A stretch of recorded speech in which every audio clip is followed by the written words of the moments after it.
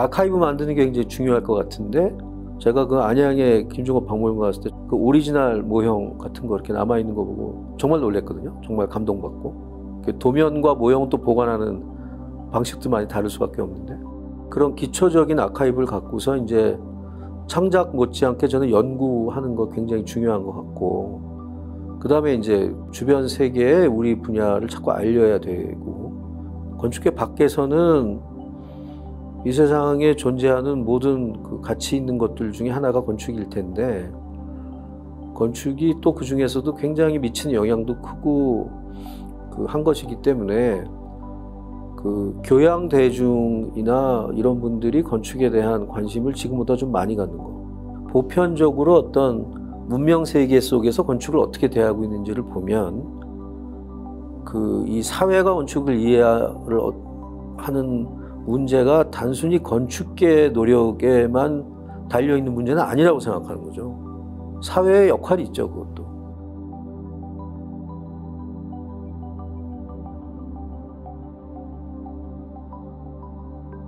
그 한 건물이 건축가의 손을 떠나는 순간부터 그 자체적인 운명을 갖고 있다고 생각합니다. 그렇지만 건축물이 보존되는 경우는 보면 대부분 그것이 보존해야만 할 가치를 가지는 겁니다. 그 가치라는 것이 이제 일종의 사회적 합의라고 저는 생각을 하고 있는데요. 많은 사람들이 보존을 원하면 그 건물은 보존될 가치를 가지고 있습니다. 그렇게 되기에는 이제 건물이 단순히 하나의 어떤 그 건축가의 작품이 아니고 공공성을 띠게 되는 거죠. 많은 사람에 의해서 공유되고 기억이 공유되고, 그래서 그 기억을 보존하고 싶어하는 사람들에 의해서 보존이 되는 겁니다.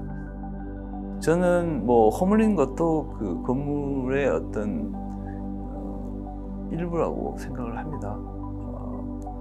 그렇지만 이제 중요한 건 뭐냐면은 그 건물을 지었을 때 건축가가 생각했던 것들, 이런 것은 이제 충분히 아카이브라든지 이런 데서 남겨서 후세 사람들이 이제 그 사유 과정이라든지 설계 과정을 이해할 수 있게 해주는 거, 이건 굉장히 중요하다고 생각을 합니다. 저는 건축이 중요하다고 생각하는 이유 중에 하나는, 사실 우리 인생에 보면 상수가 별로 없거든요. 우리 특히 현대인의 삶에는 거의 대부분이 변수죠. 인간이 만든 것 중에서는 그래도 가장 상수에 가까운 게 건물인데, 그러니까 건물은 그냥 하나의 물리적인 존재를 넘어서 거기에 우리 기억과 그 다음에 우리 생각과 느낌을 이렇게 저장하는 저장고 같은 건데, 그 현대인들은 특히 대한민국 뭐 서울 이런 데처럼 모든 게 너무 빨리 변하는 도시에서는 이렇게 나는 그냥 여기 계속 살았는데 마치 이민 온 것 같은 느낌 가끔 들지 않습니까? 근데 그랬을 때 그래도 자기하고 직접적인 그 인연이 있었던 건물들이 그 자리에 남아 있을 때 그게 우리한테 주는 굉장한 위안이 있죠. 그래서 저는 건축이 그런 역할을 갖고 있다고 생각하는데, 한국 사회가 너무 변화에 익숙해져 있다 보니까 그런 것에 대해서 둔감해졌든지, 심지어는 그런 게 별로 필요 없다고 생각하는 단계까지 와 있는 것 같아서, 과연 이런 상태로 얼마나 더 갈 수 있을까? 그리고 그러한 태도가 사람이 사람을 대하는 태도에도 영향을 주지 않을까? 뭐 이런 생각들을 해봅니다. 일단은 이제 건물을 허무는 일이 비윤리적인 시대가 왔다고 생각합니다. 지구 온난화의 주범인 그 CO2 발생도 철거가 굉장히 많이 하는 게 사실이거든요. 그리고 실제로 이제 점점 정부에서도 철거에 비용이 많이 들게 만들고 있잖아요. 그래서 이제 건물을 잘 지어서 오래 쓰는 게 지구를 위한 첫 번째 길인 시대가 도래했다. 그렇기 때문에 우리는 기존 건물들을 잘 유지하고 보수하고 고쳐 쓰는 일이 건축의 미학적 가치 이런 걸 떠나서 훨씬 더 윤리적인 시대에 도래했다고 봐야겠죠. 그래서 그런 이제 측면뿐만 아니라 우리가 보존하고 지켜야 할 현대 건축물에 대한 이해도 점점 더 높아질 거라고 생각이 들어요. 이게 시간이 가면 갈수록 건축물에 대한 관심, 좋은 공간과 도시 환경에 대한 관심은 지속적으로 늘어날 것이기 때문에 어느 정도는 낙관할 수 있지 않을까요?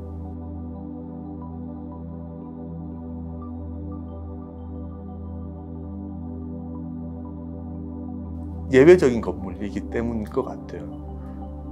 60년대에 전 세계를 찾아봐도 그 정도로 특이한 건물은 많지는 않으니까 없지는 않겠지만, 특히나 김중업 선생이 가지고 있는 여러 가지 생각들이 여러 가지 환경의 제약 조건 없이 비교적 자유롭게 구현된 건물로 평가할 수 있기 때문에 제주대학 본관의 가치가 있겠죠.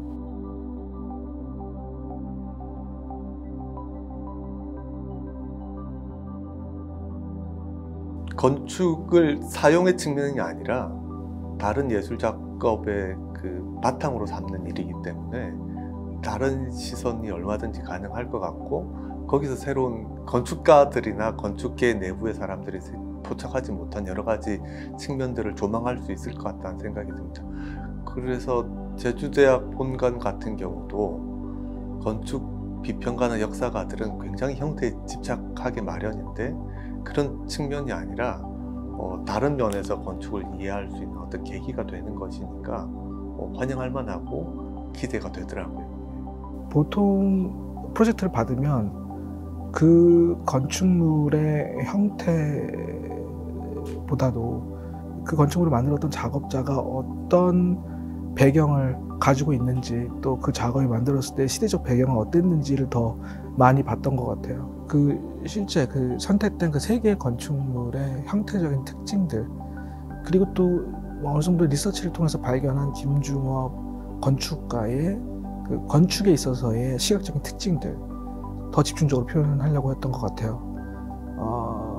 이제 그러다 보니까 어떤 좀 구체적인 역사적인 그 상징적인 오브젝트들을 찾는 과정은 생략된 대신에, 말씀드렸던 것처럼 몇 가지의 김중업 건축물 외형에서 드러나는 특징들을 어떻게 흥미롭게 보여주느냐가 큰 도전이었던 것 같습니다.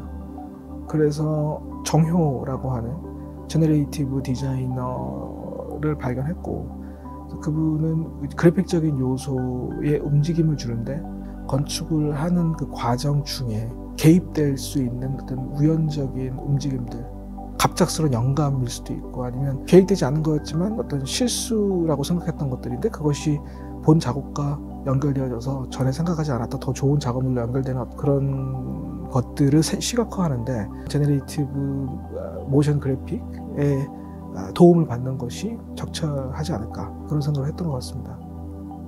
그 당시의 시대상들 그리고 사회적 정치적인 맥락들과 연계되어 있는 결과물이라고 생각을 합니다.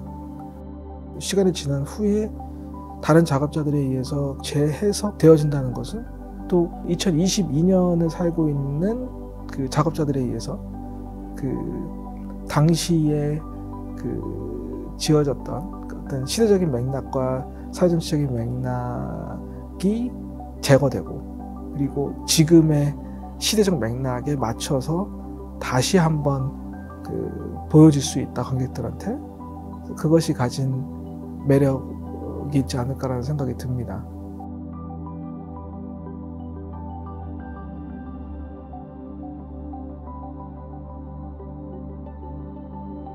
김중업의 건축 세계를 이해하기 위해서는 반드시 보존돼야 될 건물이다, 그렇게 생각을 하는데요. 그렇지만 불가피한 사유로 인해서 철거가 됐고, 그래서 만일 기회가 주어져서 이것을 다시 복원할 기회가 준다면 저는 김중업 건축을 이해하고 또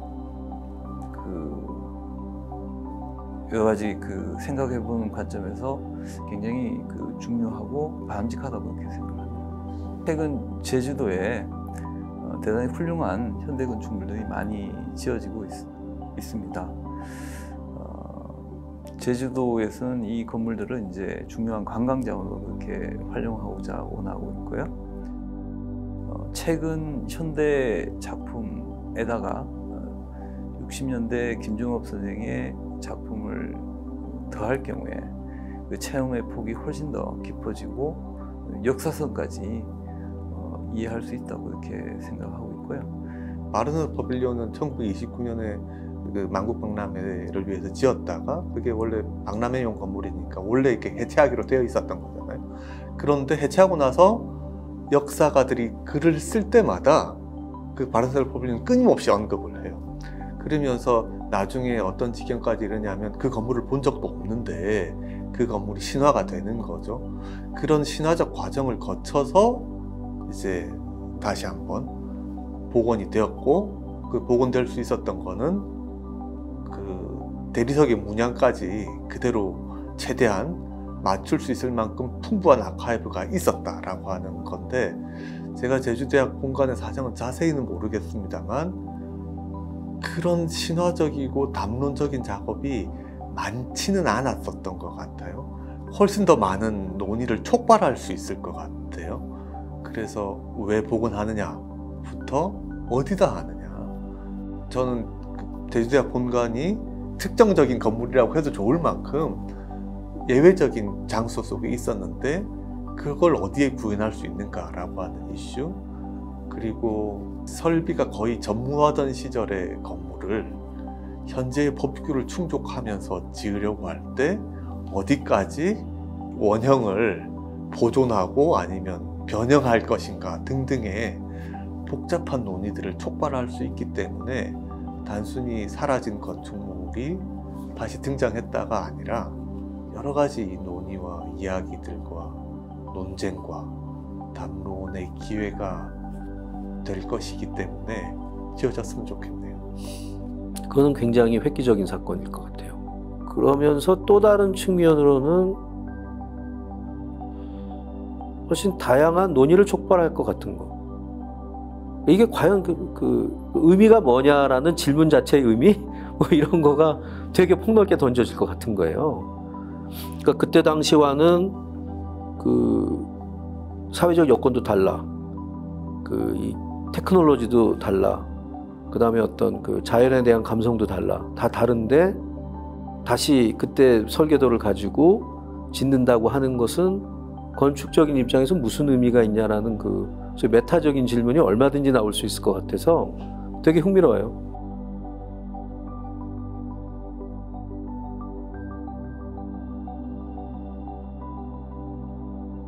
저는 일단 그게 김중업 박물관의 존재가 크게 영향을 끼쳤다고 생각이 들어요.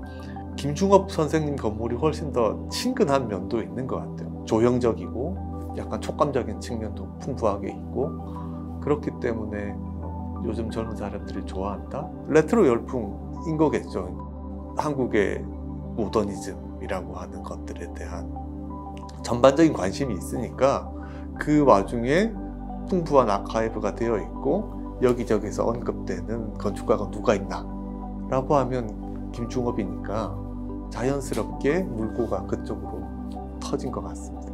김중업 선생님이 이제 생전에도 물론 수많은 화제의 주인공이었고 또 기본적으로 굉장히 긍정적인 평가를 받으신 거는 뭐 부인할 수가 없는데, 오히려 사후에 우리 사회가 전반적으로 건축에 대한 경험에 폭과 깊이를 더해가면서 그분에 대한 이해도 그게 비례해서 커지는 것 같은 느낌을 많이 받아요.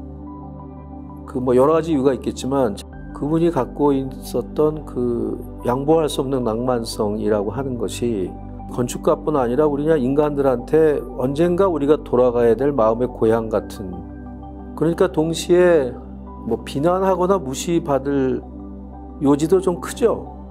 그냥 낭만성이라는 게 보면 어떤 의미에서는 허술함이 있는 거고, 소위 우리가 알고 있는 일상적인 삶하고 맞지 않는 부분도 사실은 필연적으로 발생하는 건데, 자, 그럼에도 불구하고 우리가 다들 인간이기 때문에 보통 때 이렇게 좀 감추고 사는데 저희 마음속 아주 저 깊은 곳에 가면 어린애 같은 그러한 저 천진난만함과 이 낭만성이 있잖아요.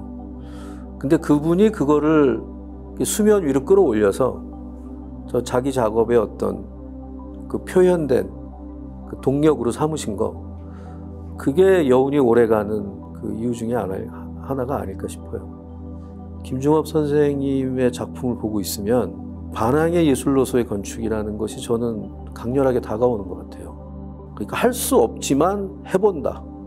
될 수 없지만 그래도 되게 하기 위해서 내가 끝까지 한번 해본다. 뭐 이런 거. 약간 혁명적인 낭만성이죠. 이게 이래서 되겠어?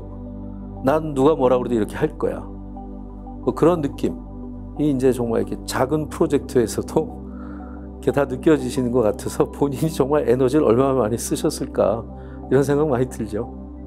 그 김중업 건축이 가진 어떤 심오함, 그다음에 그 조형적 아름다움 이런 것이 저뿐 아니고 사실 대중적으로 상당히 그 끌림을 주는 것 같아요. 김중업 선생님은 이제 전문가들도 좋아하고 또 대중들도 좋아하는 아주 진짜 특이한 그 예라고 생각을 합니다.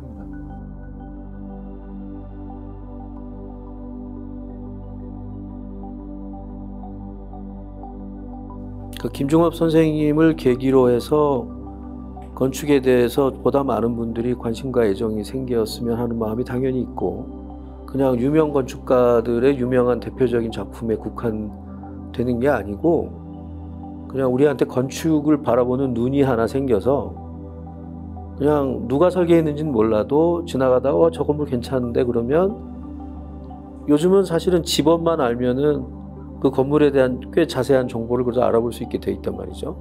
자기 스스로가 탐색자가 돼서 자기의 관점으로 가벼웠지만 건축에 대한 이렇게 꾸준한 관심을 이어나가기 굉장히 좋은 시대니까 그 관심이 조금 더 이렇게 넓게 확산됐으면 좋겠다. 뭐 이런 말씀 드리고 싶습니다.